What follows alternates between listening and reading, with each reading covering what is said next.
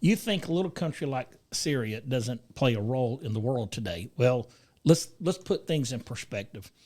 Number one, let's go through some of these countries that are involved. Syria is a small country, about half the size of Israel. It sits on its northern border, and right now the Israeli soldiers are having to try to defend that northern border because Hezbollah, which is a war that they're fighting through Iran, through Hezbollah fighting Israel. It's a proxy war through Iran. Well, there's hundreds of thousands of Hezbollah troops on that northern border in Syria, and they're firing these rockets by the literally thousands into Israel today. This is happening right now.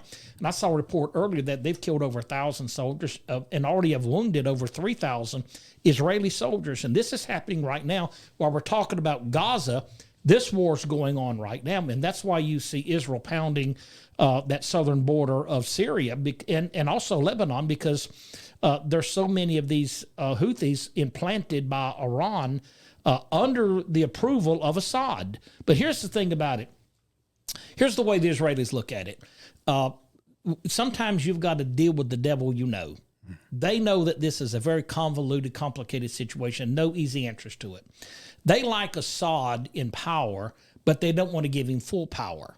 They want him to be sort of in power, but always threatened by the rebels. That's a good balance for them, because Assad has to use his military to defend his country and keep it stable by fighting these rebels from the north, dealing with the Kurds from the northeastern part of Syria.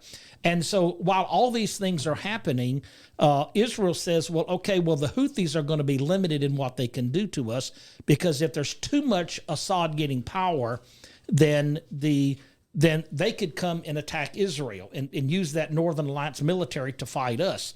And so it's been a balancing act for Netanyahu. And I think they were okay with Assad being in power. But here's what they had to tolerate. In order to do this and to get this fine balancing act, they had to allow and approve and deal with the fact that Russia has a military base on the coast. I think it's called Taris or something like that.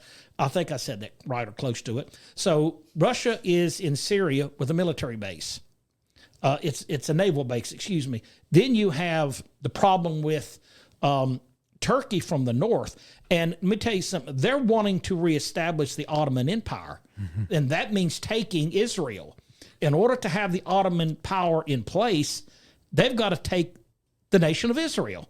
And so anything that plays into that alliance benefits Turkey. And don't trust the president of Turkey, because in my opinion, he's a snake.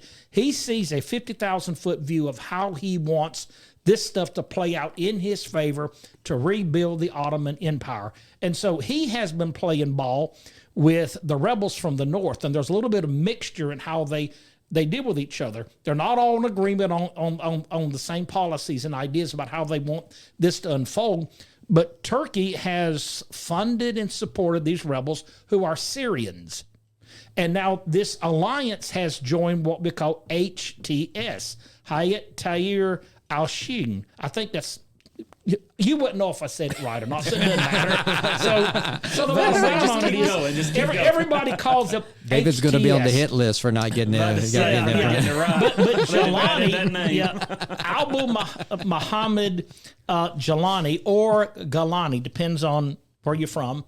He is a guy that was born and raised, I think, in Syria, and he's been in power for almost a decade, too, in this group called HTS. He started it.